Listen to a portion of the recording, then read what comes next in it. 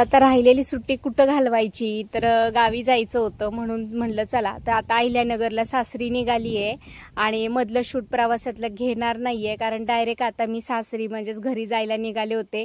आम्ही दोघंच चाललोय, मुलं सासऱ्यांबरोबर नगरमध्येच थांबली आहे, काहीतरी काम होतं त्यामुळे ते बोलले की मी मागून घेऊन येतो.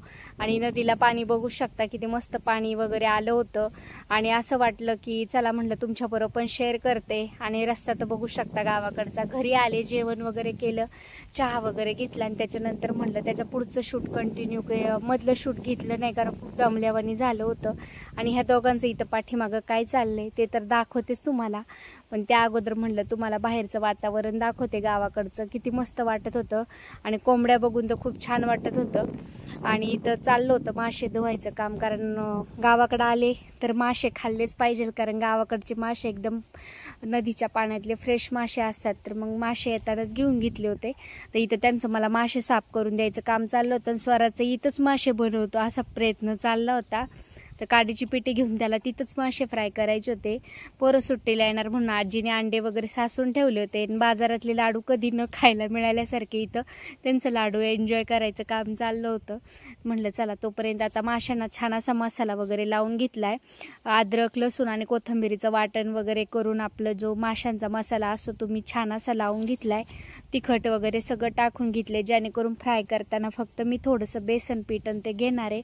अंडे स्वराजला मासे खायचे नव्हते, तर त्याला अंडी खायची होती. तर तो बोलला मला अंडा फ्राय करायचे, तर माझं मीच करणार आहे. तर तिथं चाललं होतं आजीला मी तुला सांगतो ते मसाले तू फक्त टाकत राहा, मी फ्राय करतो.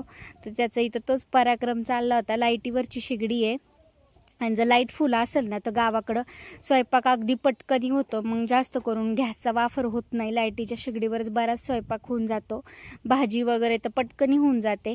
तर आता मी इथं त्याचं ते अंडा फ्राय चाललं होतं, तर मी इकडं मासेसुद्धा फ्राय करत होते.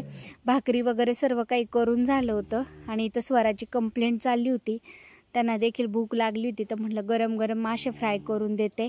आणि गरम मासे खाण्याची मजाच वेगळी आहे. आणि त्याला जर रवा, बेसन पीठ आणि चवीनुसार मीठ आणि लाल तिखट टाकलं ना तर चवीला अगदी मस्त लागतात. तुम्ही सुद्धा नक्की ट्राय करून बघा. आता एवढे मासे फ्राय करायचे होते. मासे फ्राय करताना ह्यांची कंप्लेंट चालूच होती. आम्ही त्यांना तेच सांगत होते की पप्पाला सांग, मला सांगू नको. मुलांचं सर्व काही आईपाशीच असतं. आणि त्यानंतर मला मेहंदी काढायची म्हणून माझ्या मागं लागली होती.